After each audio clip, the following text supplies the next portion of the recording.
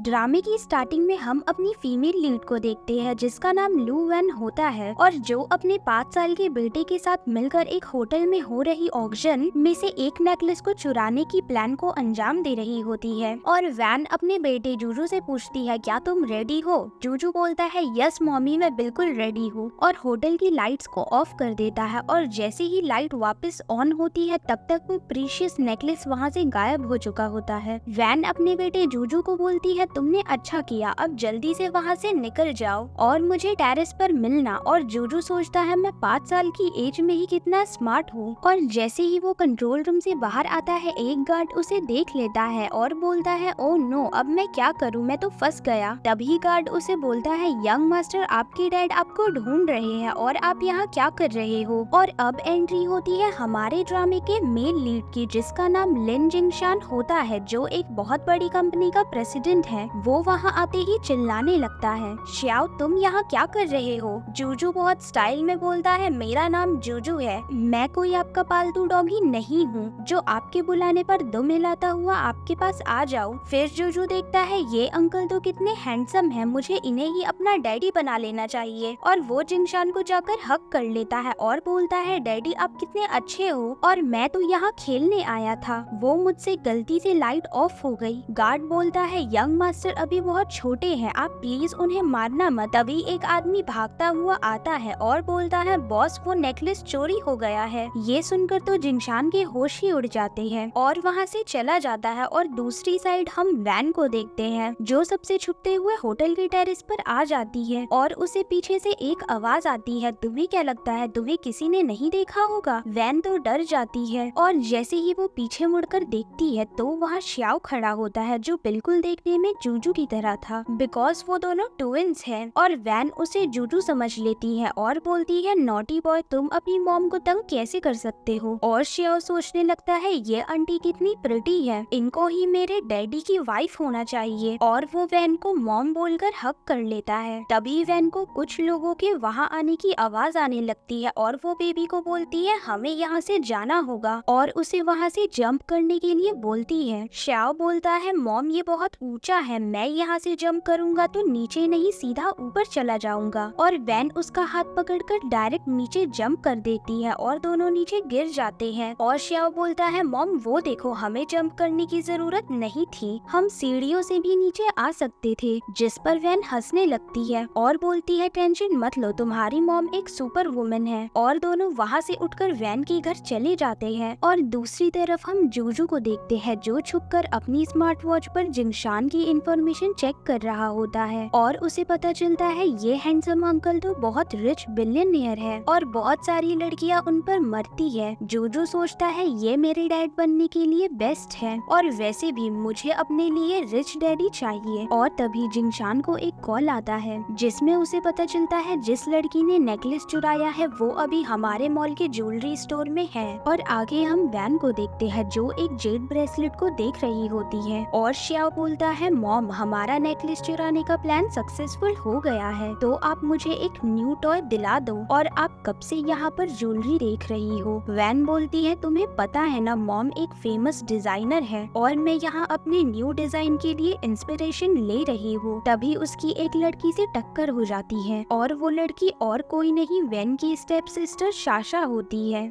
और वो वैन को अपने सामने देखकर बहुत शॉक हो जाती है और बोलती है, मुझे तो लगा था तुम मर गई होगी। और श्याओ साशा को देखकर सोचता है ये बैड लेडी है जो मेरी मॉम होने की एक्टिंग करती है, डैड के सामने अच्छे होने की एक्टिंग करती है और उनके जाने के बाद मुझे मार मार कर टॉर्चर करती है। ये बैड लेडी मेरी मॉम नहीं हो सकती और जूजू की मॉम एक प्रिटी लेडी है और मेरी मॉम होना डिजर्व करती है। और वैन कहती है, मुझे जिंदा देखकर तुम्हें प्रॉब्लम हो रही है।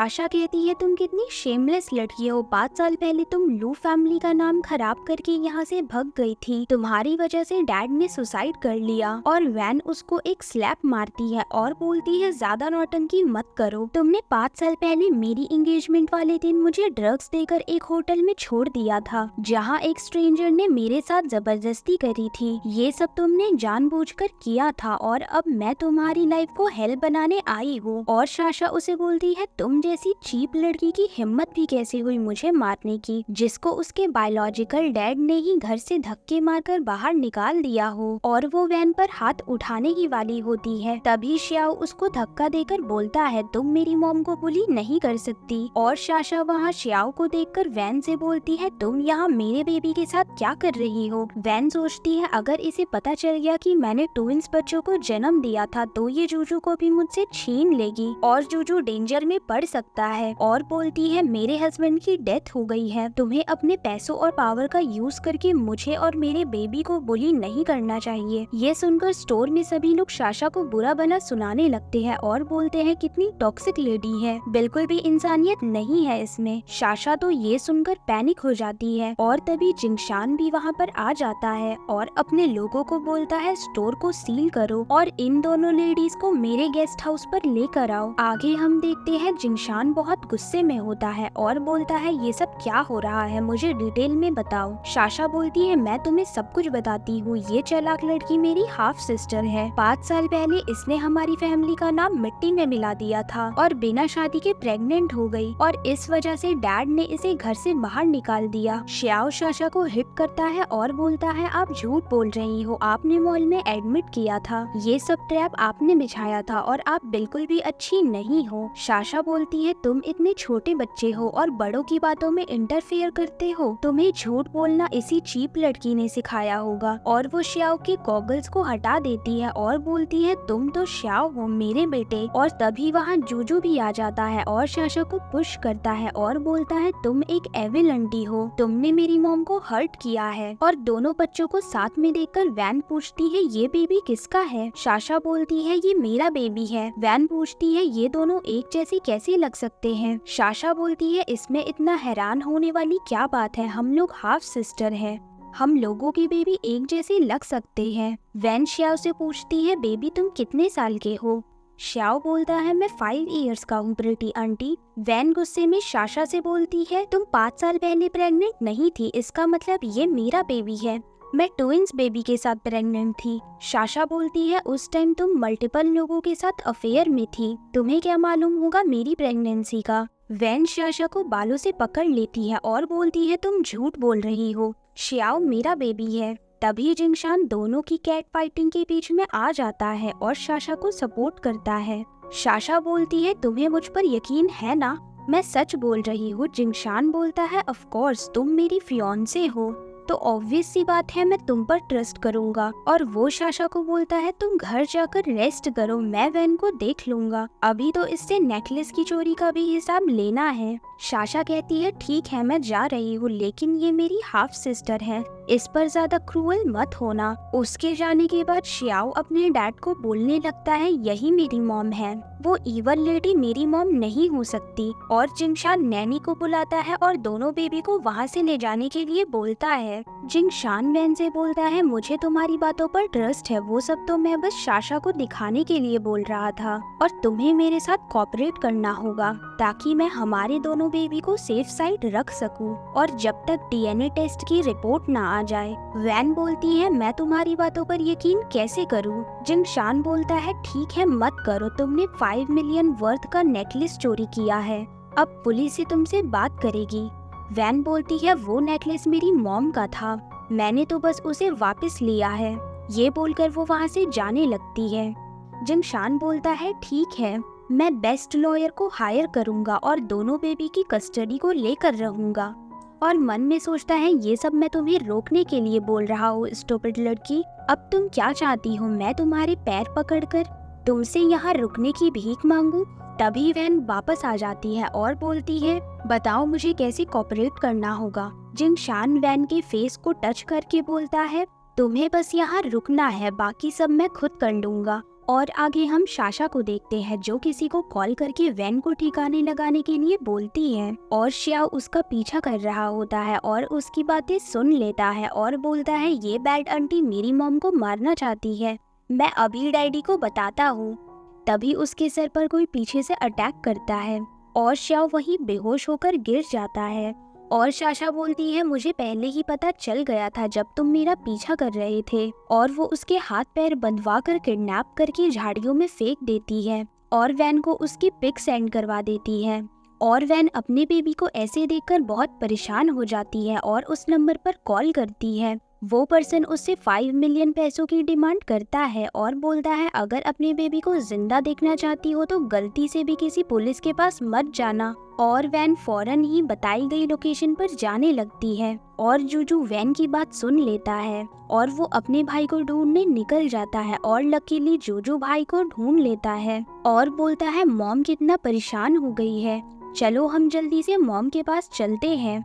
वो अकेले गैंगस्टर को पैसे देने जा रही है और दोनों बेबी भागते हुए वैन के पास पहुंच जाते हैं और तभी एक कार पीछे से आकर तीनों को टक्कर मार देती है और उस कार में कोई और नहीं साशा होती है। वो कार से बाहर आकर बोलती है, ओ मेरी लिटिल सिस्टर, तुम अपने साथ अपने दोनों मॉन्स्टर को भी हेल में ले जाओ। और कार से पेट्रोल लीक होने लगता है और वो लाइटर से आग लगाकर वहाँ से चली जाती है और वो कार ब्लास्ट हो जाती है। लेकिन जिंगशान सही टाइम पर आकर अपनी फैमिली को बचा लेता है और उनको लेकर हॉस्पिटल आ जाता है और उसके पीछे पीछे साशा पहुंच जाती है और एक्टिंग करते हुए बोलती है तुम टेंशन मत लो, श्याओ को कुछ नहीं होगा। तभी वहाँ डॉक्टर आ जाता है और बोलता है दोनों बेबी अभी कोमा में हैं।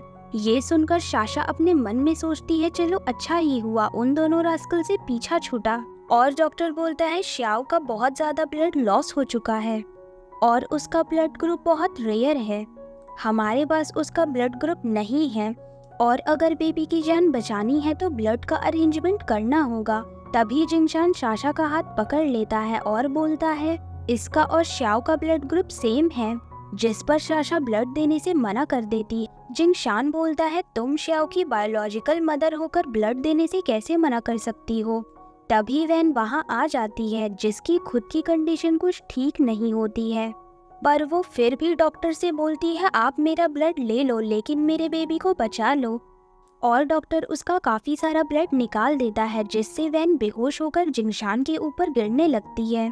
तभी डॉक्टर बोलता है वैन को बहुत वीकनेस हो गई है और जिंगशान वैन को लेकर दूसरे वार्ड में चला जाता है, जिसको देखकर साशा का खून खौलने लगता है और इसका बदला लेने के लिए श्याओ का ऑक्सीजन पाइप हटा देती है और बेचारा श्याओ बहुत बेचैन होने लगता है।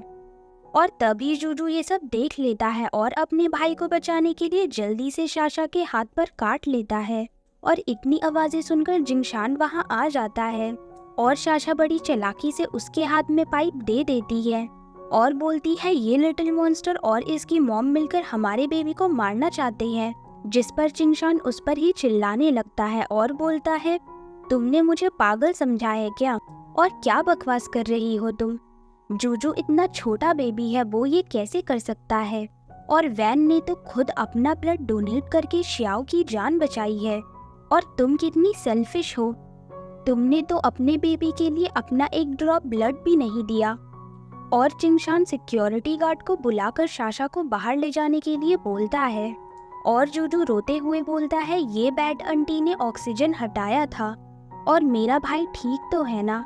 ये सुनकर जिंगशान जूजू को हक कर लेता है और बोलता है ये डैडी की मिस्टेक है, मुझे अच्छे से तुम दोनों का ध्यान रखना चाहिए था। और बाद में एक आदमी जिंगशान को आकर बताता है 5 साल पहले आपके साथ उस होटल में वैन थी ना कि साशा, और डीएनए रिपोर्ट दिखाकर बोलता है ये दोनों बच्चे आपके और वैन मैडम के हैं और साशा इतने टाइम से आपको झूठ बोल रही थी, जिस पर जिंगशान गुस्से में बोलता है साशा को अभी मेरे सामने लाओ, और उसके आदमी साशा को पकड़कर ले आते हैं और उसके हाथों में रस्सी बंधी होती है और वो बोलती है तुम अभी तक मुझसे गुस्सा हो, मैंने श्याओ को ब्लड नहीं दिया और मैं श्याओ की बायोलॉजिकल मॉम हूँ, तुम मेरे साथ ऐसा कैसे कर सकते हो। जिंगशान उसका गला दबाने लगता है और बोलता है सच बोलो वरना मैं तुम्हें अभी यही मार दूंगा। तो वो बोलने लगती है 5 साल पहले वैन किसी से प्रेग्नेंट हो गई थी और वो बेबी को छोड़कर अब्रॉड चली गई थी और मुझे इतने मासूम छोटे से बेबी पर तरस आ गया, कहीं ये ऑर्गन ट्रैफिकिंग में ना फंस जाए, इसीलिए मैंने उसे अडॉप्ट कर लिया। और ये सुनकर जिंगशान बोलता है मैं तुम्हें एक लास्ट चांस देता हूँ, अगर तुमने फिर से वैन और उसके बेबी को तंग करने की कोशिश करी तो मैं तुम्हारे टुकड़े टुकड़े करके डॉग्स को खिला दूंगा। आगे हम हॉस्पिटल का सीन देखते हैं जहाँ वैन श्याओ के पास बैठी होती है। तभी श्याओ उसे बोलता है मेरे डैडी मेरे और जूजू की रियल डैडी है। और वो उसे डीएनए रिपोर्ट दिखाता है और बोलता है ये रिपोर्ट मुझे हॉस्पिटल वाली आंटी ने दी है। और हम एक फ्लैशबैक का सीन देखते हैं जहाँ पर जूजू अपने फ़ोन में एक पिक्चर देख रहा होता है जिसमें वो और उसकी मॉम किसी मिस्टर गू नाम के पर्सन के साथ होते हैं। और श्याओ पूछता है ये अंकल कौन है, जिस पर जूजू बोलता है ये मेरे डैडी है। जिस पर श्याओ बोलता है हमारे डैडी का नाम जिंगशान है और डैडी बस उन्हीं को बोलते हैं जो हमारे बायोलॉजिकल फादर होते हैं, बाकी लोगों को हम अंकल बोलते हैं और मैं तुम्हें उसका प्रूफ देता हूँ। और वो सीजर से जूजू और जिंगशान के बालों का सैंपल ले आता है डीएनए रिपोर्ट्स के लिए और सीन प्रेजेंट में शिफ्ट हो जाता है। और वैन बोलती है इसका मतलब उस रात मेरे साथ और कोई नहीं जिंगशान ही था। और वो श्याओ को हक करके बोलती है अब मैं तुम्हें अच्छे से प्रोटेक्ट करूंगी और श्याओ को प्यार करने लगती है। तभी वहाँ जिंगशान आ जाता है और वैन का हाथ पकड़कर बाहर ले आता है, जिस पर श्याओ अपने मॉम डैड को साथ में देखकर खुश हो जाता है।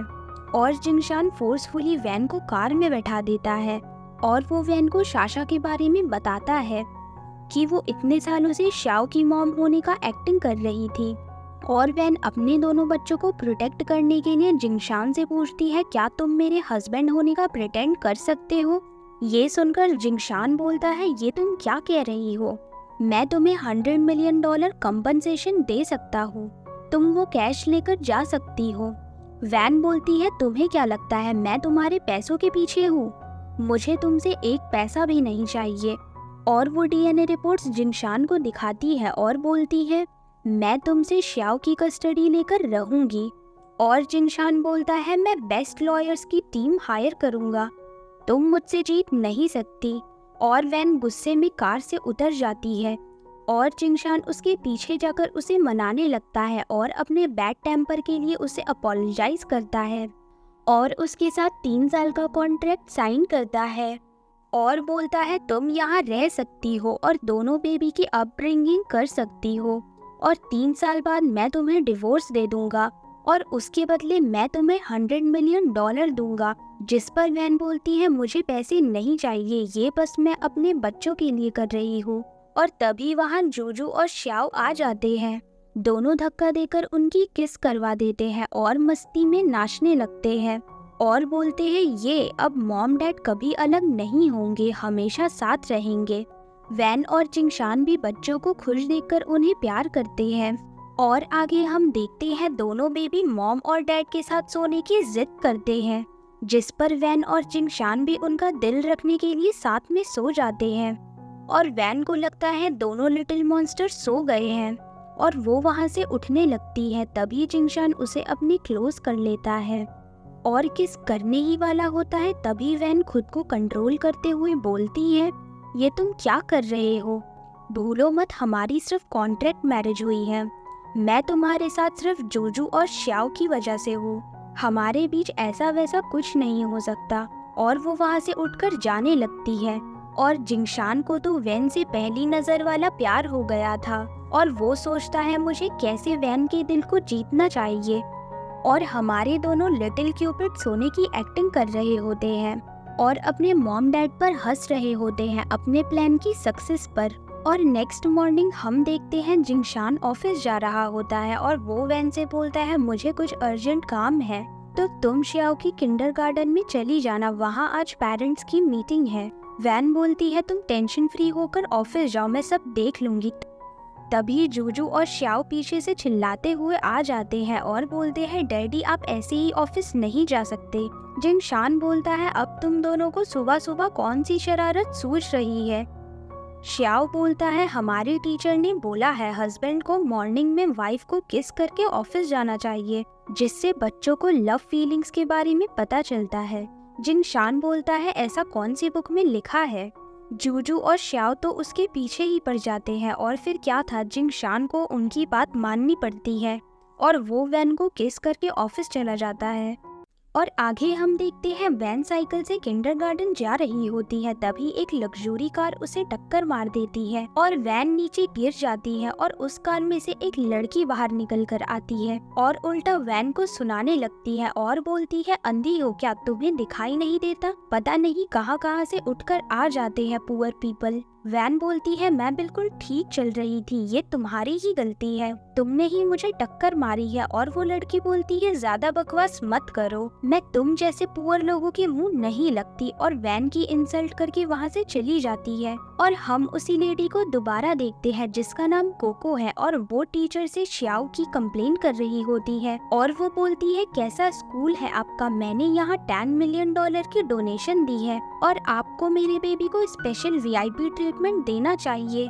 और श्याओ ने मेरे बेबी को बुली किया है और वो बहुत ही बदतमीज बच्चा है और उसकी मॉम भी नहीं जो उसे अच्छे बुरे की तमीज सिखा सके। वो एक ऑटिस्टिक बच्चा है, उसे तो किसी स्पेशल स्कूल में जाना चाहिए। तभी वैन वहाँ आ जाती है और बोलती है, तुम एक छोटे से बेबी के बारे में ऐसा कैसे बोल सकती हो? जिसे देखकर वो बोलती है, तुम तो वही हो ना जो नीचे मिली थी, और पूछती है, तुम यहाँ कैसे आ गई? और स्कूल टीचर से बोलती है, आपके स्कूल के स्टैंडर्ड को क्या हुआ? इसके जैसे डॉग्स यहाँ कैसे आ सकते हैं? वैन बोलती है, कुछ भी बकवास मत करो, मैं श्याओ की मॉम हूँ और तुम्हारी हिम्मत कैसे हुई मेरे बेटे के बारे में ऐसा बोलने की? जिस पर वो बोलती है, अच्छा तो तुम श्याओ की स्टेप मॉम हो, तो इसका मतलब तो ये हुआ कि तुम मिस्टर लू जिंगशान की मिस्ट्रेस हो, और वो ओल्ड मैन क्या तुम्हारे लिए एक सेकंड हैंड कार भी अफोर्ड नहीं कर सकता है जो तुम इलेक्ट्रिक साइकिल यूज करती हो? और वहाँ पर सभी मौजूद लोग वैन पर हंसने लगते हैं और उसका मजाक बनाने लगते हैं। और वही दूसरी तरफ जिंगशान के असिस्टेंट को एक कॉल आता है और वो उसे बताता है, मास्टर श्याओ के स्कूल में कुछ स्टूपिड लोग मास्टर श्याओ और मैडम वैन को बुली कर रहे हैं। ये सुनकर जिंगशान बहुत गुस्से में आ जाता है और बोलता है, आज की सारी मीटिंग कैंसिल कर दो और श्याओ के स्कूल चलो। और वहीं स्कूल में वैन को एक लॉक रूम में से श्याओ के रोने की आवाज आने लगती है और वो बोलती है, ये डोर ओपन करो, और कोको को बालों से पकड़ लेती है और फोर्सफुली डोर ओपन करने के लिए बोलती है और श्याओ को रोते हुए उस अंधेरे कमरे में से बाहर निकालती है। और हमारा छोटा सा श्याओ बहुत डर जाता है और अपनी मॉम को टाइटली हग कर लेता है। और वैन उस कोको को बोलती है, तुम इतनी क्रूअल कैसे हो सकती हो? इतने छोटे बच्चे को तुमने कैसे अंधेरे कमरे में बंद कर दिया? और श्याओ को फेस टर्न करने के लिए बोलती है और उस लेडी को उसी रूम में ले जाकर सही से सबक सिखाती है और बाहर आकर बोलती है, तुमने मुझ पर हाथ कैसे उठाया? मैं अभी पुलिस को कॉल करती हूँ। वैन बोलती है, तुम क्या मुझे पुलिस की धमकी दे रही हो? मैं खुद अभी पुलिस को कॉल करती हूँ। तुमने मेरी बेबी को टॉर्चर किया है, ये चाइल्ड अब्यूज है। तभी उस लेडी का हस्बैंड वहाँ आ जाता है जो दिखने में उबले हुए अंडे की तरह लग रहा था और वो बोलता है, किसने मेरी वाइफ को तंग किया? और वो आते ही अपने मुंह से आग उगलने लगता है। और वैन बोलती है, पहले तुम्हारी वाइफ और मेरे बेबी श्याओ को बुली किया है। और वो उबला हुआ अंडा वैन को हैरेस करने लगता है, उसको टच करने की कोशिश करता है। तभी जिंगशान राइट टाइम पर वहाँ एंट्री लेता है और उसका हाथ पकड़ लेता है और उसको पीछे गिरा देता है और जिंगशान के लोग उसे पकड़ लेते हैं। वो बोलता है, तुम मुझे जानते नहीं हो, मैं इस एरिया का रिच पर्सन हूँ, मैं तुम्हें छोड़ूंगा नहीं। और मेरा कजिन मिस्टर गू सेकंड रिचेस्ट पर्सन है हमारी सिटी का। मिस्टर गू का नाम सुनकर सभी उसकी बात करने लगते हैं और बोलते हैं, कितना रिच और पावरफुल पर्सन है ये तो, और बहुत हैंडसम भी है, और इन लोगों ने गलत पंगा ले लिया है। और वो उबला हुआ अंडा कहता है, अगर तुम मुझसे नील डाउन होकर माफी मांगो तो हो सकता है मैं तुम्हें और तुम्हारी फैमिली को सही सलामत जाने दूं। जिस पर जिंगशान कहता है, अगर तुम्हारा कजिन इतना पावरफुल है तो उसे बुलाओ, मैं उसे आमने सामने मिलना चाहता हूँ। और वो कहता है, ठीक है, मैं अभी उसे बुलाता हूँ, और आगे जो भी होगा उसके रिस्पॉन्सिबल तुम खुद होगे, मुझे उसके लिए ब्लेम मत करना। और वहाँ पर सभी लोग बोल रहे होते हैं, मिस्टर गू का नाम तो टॉप यंग बिजनेसमैन में आता है और अब इन तीनों का यहाँ से बचकर जाना तो इम्पॉसिबल समझो। तभी वहाँ मिस्टर गू आ जाते हैं जिसको देखकर वो खुशी से उछलने लगता है और बोलता है, भाई इस चश्मे वाले ने मुझे मारा है, तुम इसे अच्छे से इसकी औकात दिखाओ। और ये खुद को प्रेसिडेंट लीन प्रिटेंड कर रहा है और मुझे और तुम्हारी भाभी को इन लोगों ने बुली किया है। तभी मिस्टर गू अपने कजन को एक थप्पड़ मारता है और बोलता है ये प्रेसिडेंट लीन होने का प्रिटेंड नहीं कर रही है, ये रियल में ही प्रेसिडेंट लीन है। ये सुनकर तो उसके फेस पर 12 बज जाते हैं और वो बोलता है मुझे माफ कर दो, मुझे नहीं पता था आप सही में प्रेसिडेंट लीन जिंगशान हो। और हमारा हीरो जिंगशान बहुत ही स्टाइल में बोलता है मैं चाहे प्रेसिडेंट हो या नॉर्मल पर्सन, ऐसे किसी को नीचा नहीं दिखाना चाहिए और लेडी और बेबी को अब्यूज करना गलत है। मैं उसके लिए तुम्हें माफ नहीं करूँगा। और स्कूल एक लर्निंग और एजुकेशन का जगह है जहाँ पर बच्चों को गुड मैनर सिखाया जाता है और वो वहाँ के टीचर को भी फायर करने के लिए बोलता है। और नेक्स्ट डे मॉर्निंग में जिंगशान और वैन साथ में ऑफिस जा रहे होते हैं। वैन रास्ते में ही ड्राइवर को रुकने का बोलती है और जिंगशान से बोलती है हम लोग रियल मैरिड कपल नहीं हैं, मैं नहीं चाहती ऑफिस में हमारे कोई रूमर्स हो। और कार से उतरने लगती है। तभी जिंगशान उसका हाथ पकड़कर अपनी तरफ खींच लेता है और पूछता है तुम्हें मेरी वाइफ होने में कोई प्रॉब्लम है क्या। और वो वैन के क्लोज आकर उसको किस करने ही वाला होता है, तभी वैन का अलार्म बजने लगता है और वो जल्दी से कार से उतर जाती है। और शाशा जिंगशान की मॉम के साथ उन दोनों को दूर से देख रही होती है। शाशा उसकी मॉम को बोलती है आंटी आपने देखा ना वो लड़की कितनी चालाक है, जिंगशान के पीछे पीछे यहाँ तक भी आ गई और रोने की एक्टिंग करने लगती है और कहती है आप तो जानती है ना मैं कितना प्यार करती हूँ जिंगशान और श्याओ को। और मॉम बोलती है तुम टेंशन मत लो, मेरी डॉटर इन लॉ सिर्फ तुम ही हो।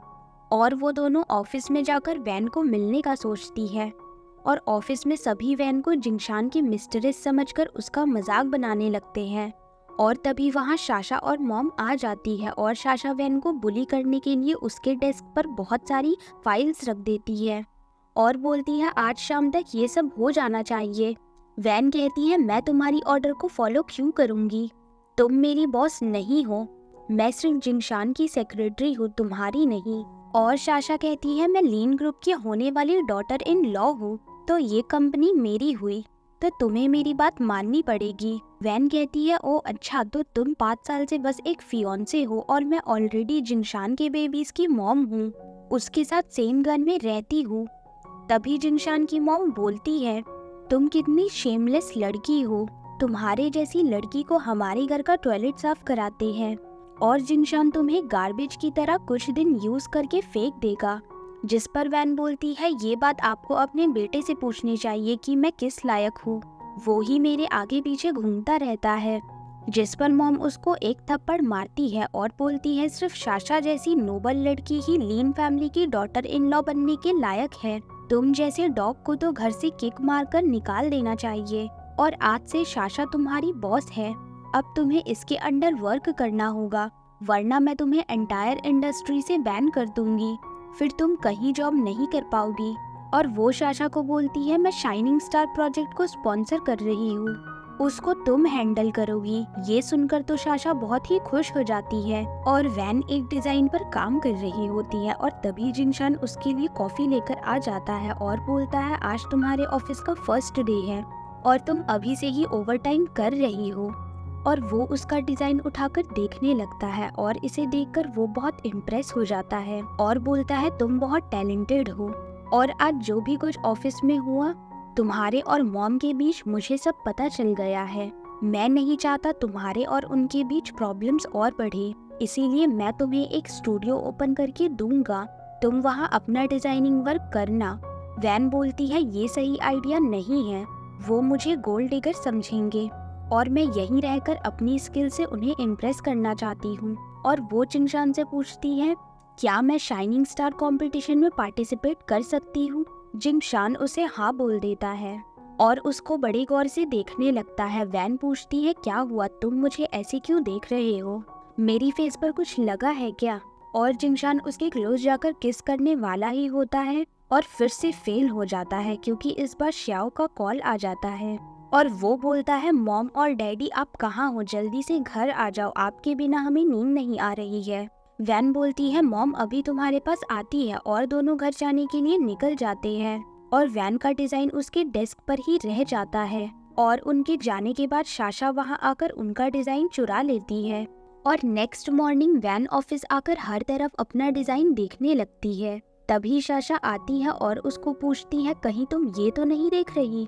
वैन पूछती है तुम्हारे पास ये कैसे आया, और वैसे भी मैंने ये डिजाइन जिंगशान को दिखा दिया है, अब तुम इसे कॉपी करने का सोचना भी मत। साशा बोलती है मैं तुमसे अच्छी डिजाइनर हूँ और मैंने इसे मॉडिफाई करके एक बहुत ही अच्छा डिजाइन तैयार किया है, और वो डिजाइन मैंने ऑलरेडी बोर्ड मेंबर को दिखा चुका है, तो यहाँ पर अब कॉपीकैट तुम होने वाली हो ना कि मैं। और वो वैन की शोल्डर पर टैप करते हुए बोलती है अब तुम मुझसे जीत नहीं सकती सिस्टर।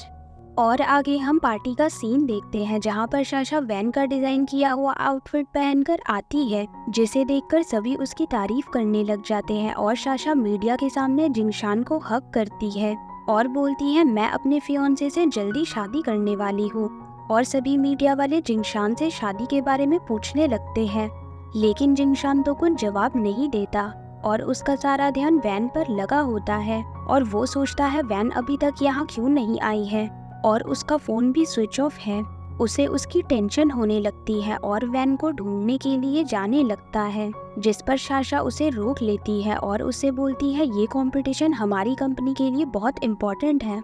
और साशा बोलती है तुम यहाँ से नहीं जा सकते, वैसे भी उसे क्या होने वाला है। और साशा स्टेज पर वॉक करने लगती है और सब उसके ड्रेस की तारीफ कर रहे होते हैं। और तभी फेमस डिजाइनर रोजी की एंट्री होती है जूजू और श्याओ के साथ, और उसकी ड्रेस को देखकर सभी इम्प्रेस हो जाते हैं और फेमस डिजाइनर का वेलकम करने लगते हैं। और जैसे ही वो अपना मास्क उतारती है तो सब बहुत शॉक हो जाते हैं, और क्योंकि वो फेमस डिजाइनर रोजी और कोई नहीं हमारी हीरोइन वैन ही होती है। और वो साशा की ड्रेस को देखकर बोलती है ये जो ड्रेस तुमने पहनी है मैंने इसे 2 साल पहले फ्रांस में बनाया था और मेरे पास इसका प्रूफ भी है, और ये डिजाइन मेरे नाम पर रजिस्टर है। उसको देखकर साशा की तो बोलती ही बंद हो जाती है। और कंपटीशन का होस्ट बोलता है आज की विनर वैन है और उसे पार्टी में वीआईपी टेबल पर बैठने के लिए बोलता है। और वैन जाते जाते साशा को आंख मार देती है और साशा सोचती है तुम्हारी हिम्मत कैसे हुई मुझे फंसाने की। सारी मीडिया साशा से उसकी कॉपी की हुई ड्रेस के बारे में पूछने लगती है, और साशा अपनी इंसल्ट का बदला लेने ऑफिस आकर वैन को बुली करने लगती है और बोलती है तुम्हें 1 महीने के लिए स्टोर में ट्रांसफर किया जा रहा है। वैन पूछती है मैंने कंपनी को कंपटीशन में विन कराया है और मेरी वजह से 10 मिलियन का प्रॉफिट हुआ है, तो मुझे इनाम मिलना चाहिए ना कि सजा। साशा बोलती है वैसे मुझे एक बात समझ नहीं आई, तुम अब्रॉड जाकर फैशन डिजाइनर की क्वालिफिकेशन की है और इतना पैसा खर्चा करने के बाद भी तुम इस कंपनी में मेरी एक मामूली सी सेक्रेटरी की जॉब कर रही हो। वैन बोलती है ये कंपनी जिंगशान की है ना कि तुम्हारी। साशा बोलती है अभी जिंगशान अब्रॉड गया है और तुम्हें बचाने के लिए नहीं आने वाला, और वैसे भी तुम्हारा और उसका रिलेशनशिप सिर्फ एक बॉस और सर्वेंट का है।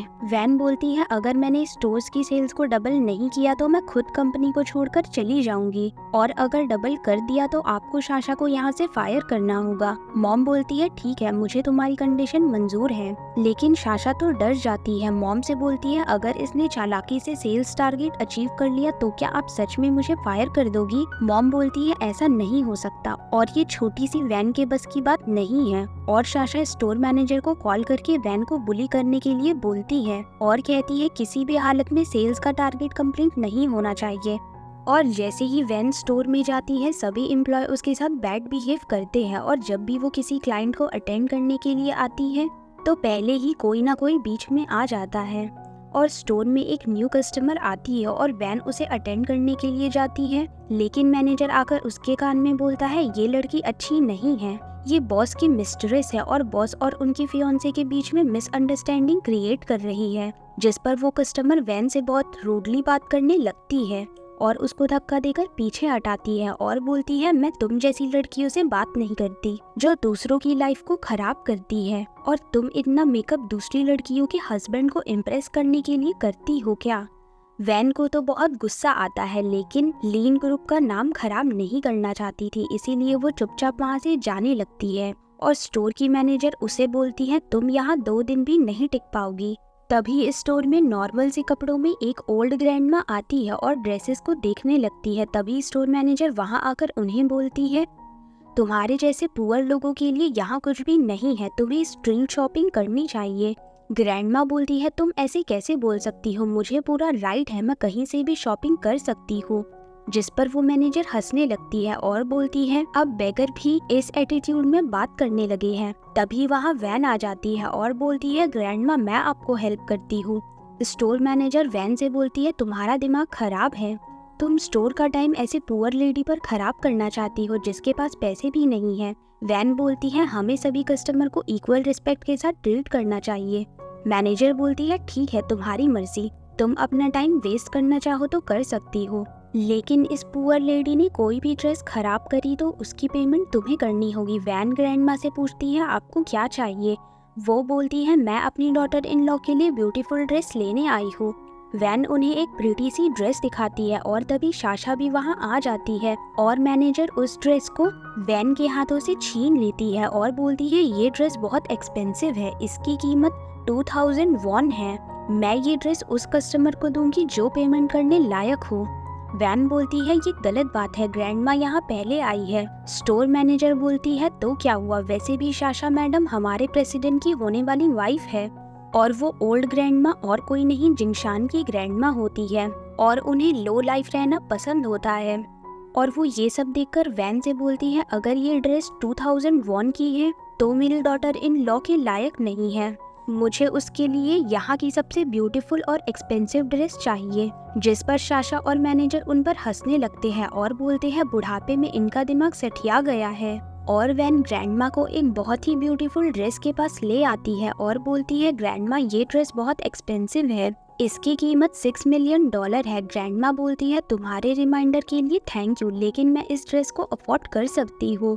और वो अपना कार्ड निकालकर वैन को देने लगती है। तभी मैनेजर वहाँ आ जाती है और बोलती है मैं आपकी हेल्प करती हूँ। ग्रैंडमा बोलती है अब ज्यादा नौटंकी मत करो, सिर्फ यही लड़की मुझे अटेंड करेगी। और वो वैन की तारीफ करने लगती है और वो वैन को अपना कार्ड देकर स्वाइप करने के लिए बोलती है। और वैन ग्रैंडमा के पास आकर बोलती है आज हमारा सर्वर सिस्टम डाउन है, आई एम सॉरी ग्रैंडमा, आप आज ये ड्रेस नहीं ले सकती।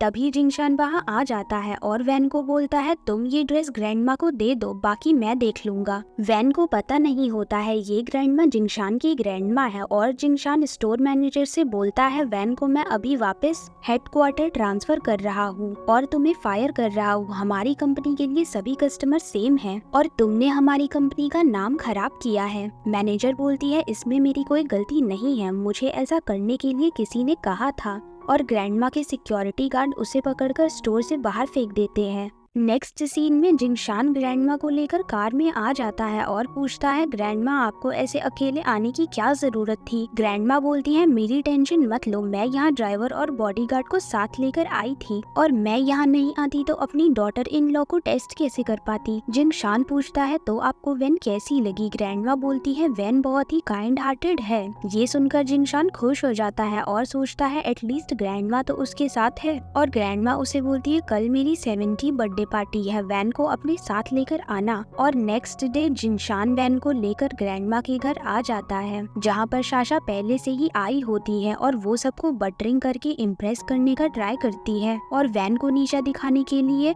बोलती है तुम यहाँ खाली हाथ आ गई और सबके सामने अपना गिफ्ट दिखाती है जो कि एक एंशिएंट पेंटिंग होती है और जिससे सभी बहुत इम्प्रेस हो जाते हैं। और मॉम पूछती है ये तो बहुत एक्सपेंसिव होगी। साशा बोलती है कुछ खास नहीं, बस 30 मिलियन की है। और मॉम बोलती है ये पेंटिंग ग्रैंडमा को जरूर पसंद आएगी। और वैन सोचती है ये लड़की कितनी स्टूपिड है और ये फेक पेंटिंग है। और वहाँ पर आए हुए सभी गेस्ट वैन को बुरा भला सुनाने लगते हैं और बोलते हैं तुम यहाँ इतने चीप क्लोथ्स पहनकर आई हो और बात तो ऐसे कर रही हो जैसी बहुत एक्सपर्ट हो। तभी ग्रैंडमा वहाँ आ जाती है। वैन तो उनको देखकर सोचने लगती है ये तो वही स्टोर वाली ग्रैंडमा है। और साशा की तो हालत ही खराब हो जाती है और सोचती है ये मुझे पहचान न ले। और ग्रैंडमा बोलती है यहाँ क्या चल रहा है। तभी श्याओ वहाँ आकर बोलता है ग्रैंडमा आंटी ने 30 मिलियन में आपके बर्थडे गिफ्ट के लिए एक एंशिएंट पेंटिंग ली है लेकिन वो फेक है। और साशा ग्रैंडमा को वो पेंटिंग दिखाने लगती है जिसको देखकर ग्रैंडमा पूछती है किसने बोला ये पेंटिंग फेक है। साशा को लगता है ग्रैंडमा उसके सपोर्ट में है और ये पेंटिंग रियल है। वो बोलती है ग्रैंडमा ये इस वैन ने बोला है और वो उसे सुनाने लगती है और अपोलोजाइज करने के लिए बोलती है। ग्रैंडमा बोलती है उसे नहीं, तुम्हें वैन से अपोलोजाइज करना चाहिए क्योंकि वो बिल्कुल सही बोल रही है, ये पेंटिंग बिल्कुल फेक है और तुम भी एक यूजलेस बदतमीज लड़की हो। ये सुनकर तो साशा बिल्कुल चुप हो जाती है और बहुत ही धीरे आवाज में वैन से माफी मांगती है। वैन बोलती है ठीक है कोई बात नहीं, आगे से तुम्हें कोई भी अच्छा गिफ्ट चाहिए हो तो मुझसे एडवाइस ले लेना। और जिंगशान सोचता है वैन कितनी टैलेंटेड है, डिजाइनिंग और पेंटिंग में भी एक्सपर्ट है। और मॉम साशा को सपोर्ट करते हुए बोलती है बेशक ये पेंटिंग फेक है लेकिन उसने रियल पैसों में खरीदा है और साशा बहुत ही अच्छी लड़की है। और वैन को बोलती है तुम कितनी शेमलेस हो, यहाँ खाली हाथ आ गई और यहाँ आकर पार्टी का एटमॉस्फेयर ही खराब कर दिया, तुम चाहती क्या हो।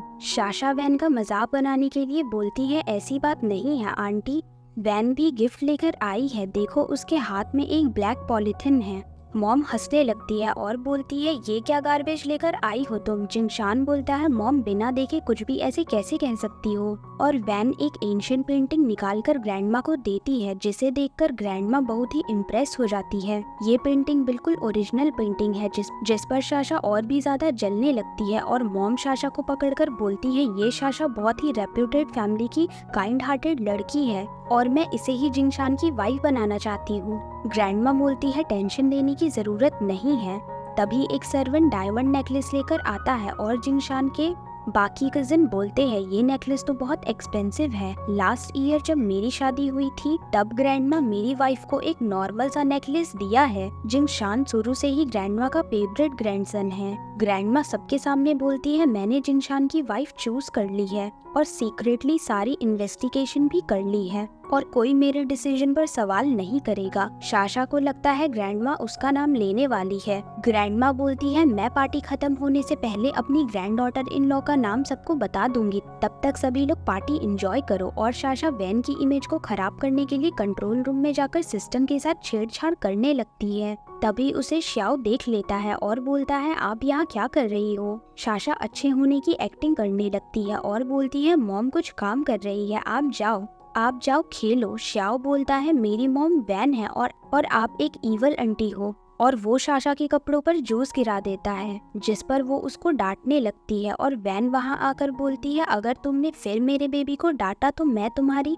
जुबान काटकर कुत्तों को खिला दूंगी। और वैन श्याओ को लेकर टेबल पर चली जाती है जहाँ वो उसके साथ मस्ती कर रही होती है। और तभी साशा अपना बदला लेने के लिए श्याओ के पास बैठकर उसको जोर से पिंच करती है और एक्टिंग करती है जैसे ये सब वैन ने किया है और बोलती है श्याओ बस 5 साल का है और तुम्हें उस पर अपना गुस्सा नहीं निकालना चाहिए। तभी मॉम भी वहाँ आ जाती है। साशा मॉम को देखकर और ज्यादा एक्टिंग करने लगती है और मॉम गुस्से में वैन को एक थप्पड़ मार देती है और बोलती है तुम्हारी हिम्मत भी कैसे हुई मेरे ग्रैंडसन को टॉर्चर करने की। और वैन कहती है मैं ऐसा कैसे कर सकती हूँ, मेरे दोनों बेबी मुझे अपनी जान से ज्यादा प्यारे है। और मॉम श्याओ को अपनी तरफ खींच लेती है। तभी जिंगशान भी वहाँ आ जाता है और बोलता है मॉम वैन मेरी चॉइस है और आपको कोई राइट नहीं है उस पर हाथ उठाने का, मैं ये सब बर्दाश्त नहीं कर सकता। मॉम कहती है तुम कैसे ऐसी लड़की से शादी कर सकते हो जो इतनी क्रूअल है। श्याओ बोलता है मुझे मॉम ने नहीं साशा आंटी ने पिंच किया था। साशा श्याओ का हाथ पकड़कर बोलती है देखा आपने, वैन ने श्याओ को झूठ बोलना भी सिखा दिया।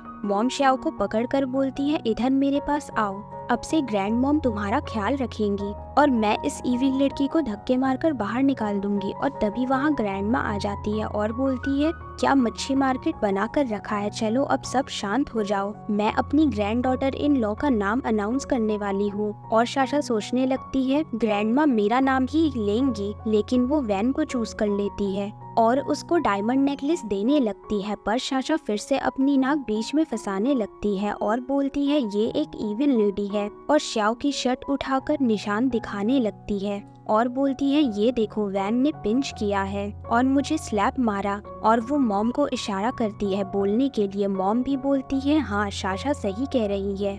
और साशा सोचने लगती है थैंक गॉड इसका कोई प्रूफ नहीं है कि ये मैंने किया है। और ये बोलती है मैं अभी पुलिस को फोन करती हूँ और वो इस चाइल्ड अब्यूजर को पकड़कर ले जाएंगे। और ग्रैंडमा के कान में बोलती है मेरे पास एक प्रूफ है जिसमें वैन किसी और मैन के साथ रोमांस कर रही है। और वो एक पेन ड्राइव मंगाती है लेकिन पेन ड्राइव के प्ले होते ही उसके चेहरे के होश उड़ जाते हैं। एक्चुअली इस वीडियो में साशा ही श्याओ को पिंच कर रही होती है और ये वीडियो छुपकर जोजो ने बनाया होता है। और जोजो आकर बोलता है मैंने इस आंटी को खुद एविल चीजें करते हुए देखा था और मैं तब से इनको फॉलो कर रहा था। साशा बोलती है ये झूठ बोल रहा है, जिस पर मॉम उस पर चिल्लाने लगती है और बोलती है मैंने तुम पर ट्रस्ट किया और तुम मेरे ही ग्रैंडसन को हर्ट कर रही हो। श्याओ ग्रैंडमा को हक करके बोलता है जब मैं छोटा था साशा आंटी मुझे मारती थी। ये सुनकर जिंगशान बोलता है मैं तुम्हें छोड़ूंगा नहीं। और पुलिस भी वहाँ आ जाती है और साशा रिक्वेस्ट करती है मैंने कुछ नहीं किया, आप मुझे गलत समझ रहे हो। लेकिन उसकी कोई नहीं सुनता और पुलिस उसे ले जा लेती है और ग्रैंडमा वो नेकलेस वैन को दे देती है और वैन बोलती है ये तो बहुत एक्सपेंसिव है और मैं ये नहीं ले सकती, मैं आपकी रियल डॉटर इन लॉ नहीं हूँ। और जिंगशान उसको पकड़कर फोर्सफुली किस कर लेता है और ये सीन यही कट हो जाता है। आगे हम देखते हैं श्याओ और जूजू सोचते हैं ये बड़े लोग कितने केयरलेस हैं, इनको मॉम और डैड की शादी की कुछ पड़ी ही नहीं है,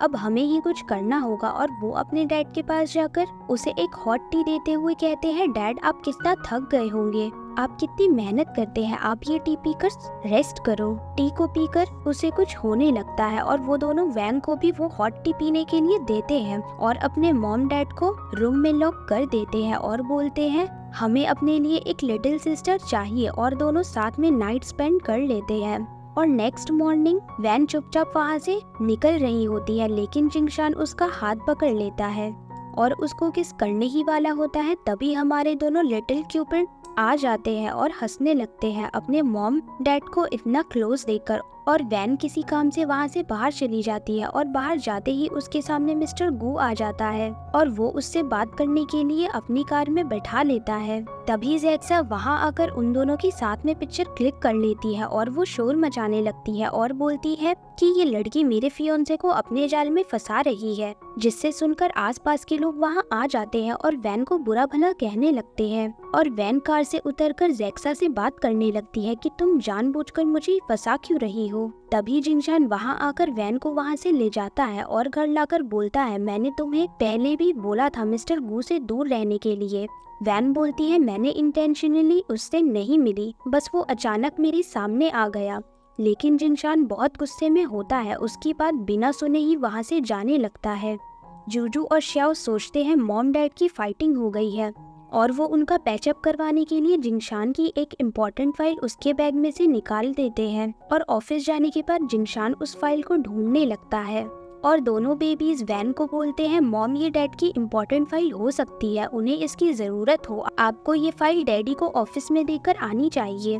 और जैसे ही वैन जिंगशान के ऑफिस में जाती है तो उसे एक लड़की के साथ देखती है और यहाँ एंट्री होते हैं ड्रामे की एक और कैरेक्टर की और वो लड़की जिंगशान की एक्स गर्लफ्रेंड होती है जो स्टडी और करियर के लिए जिंगशान को छोड़कर अब्रॉड चली गई थी। और जिंगशान यहाँ उसके साथ मीटिंग करने आया होता है और इसका नाम मैंग होता है। वो जिंगशान की ओर हैंडशेक करने के लिए हाथ आगे बढ़ाती है लेकिन जिंगशान बोलता है नो थैंक्स, मैं एक फैमिली मैन हूँ, मैं हैंडशेक नहीं कर सकता। और मैंग उसे अपने साथ कॉफी पीने के लिए इनवाइट करती है और तभी वहाँ वैन वो फाइल देने आ जाती है और जिंगशान को किसी और लड़की के साथ देखकर जेलस होने लगती है और वापस जाने लगती है और उसके ऑफिस में किसी से पूछती है ये जिंगशान के साथ में कौन है। वो बोलता है ये बॉस की एक्स गर्लफ्रेंड है और यहाँ किसी मीटिंग के लिए आई है।